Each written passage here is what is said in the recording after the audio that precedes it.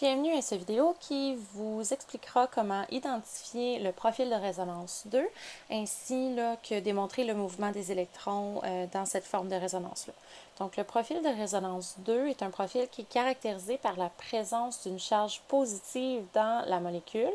La charge positive, qu'elle soit suivie d'une liaison simple et ensuite qu'elle ait la présence d'une liaison multiple. Donc, si je regarde la forme générale ici, je vais identifier mes composantes. J'ai ma charge positive, ma liaison simple et ensuite ma liaison multiple. Si vous avez déjà regardé la vidéo sur le profil de résonance 1, vous savez que pour mon profil de résonance 1, je dois utiliser deux flèches courbes pour démontrer le mouvement des électrons. Dans ce cas-ci, je n'ai pas besoin d'en utiliser deux, je vais juste en utiliser une.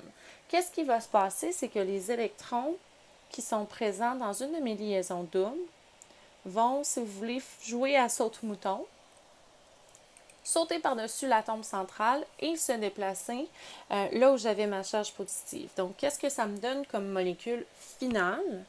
Bien, je vais avoir une liaison double entre le A et le C et la charge positive va s'être déplacée sur mon carbone. Là, c'est certain que je n'ai pas démontré ce sur quoi le reste des choses est attaché, là, mais on s'entend qu'il y a d'autres... mon carbone est attaché, là, à 4 liaisons.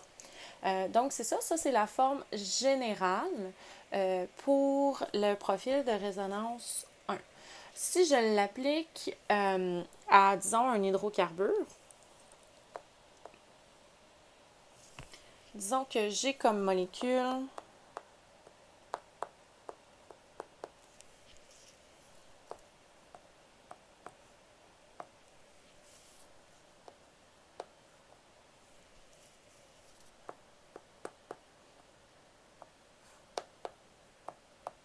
et là, vous reconnaîtrez là, la présence d'un carbocation.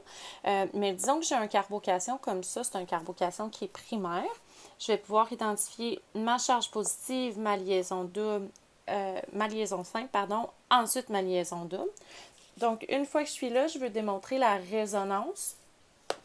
Je vais juste pouvoir prendre ma liaison double. Elle fait, elle fait le saute-mouton, se déplace entre le carbone qui a la charge positive. Et là, je suis capable, encore une fois, ici, je vais le faire à la verticale parce que je manque de place, mais idéalement, c'est fait là, à l'horizontale au complet. Je pense que je devrais investir dans un iPad Pro qui va être un peu plus gros que ça, mais bon, on verra. Donc, ma charge positive ici s'est déplacée sur mon autre carbone ici à l'extrémité.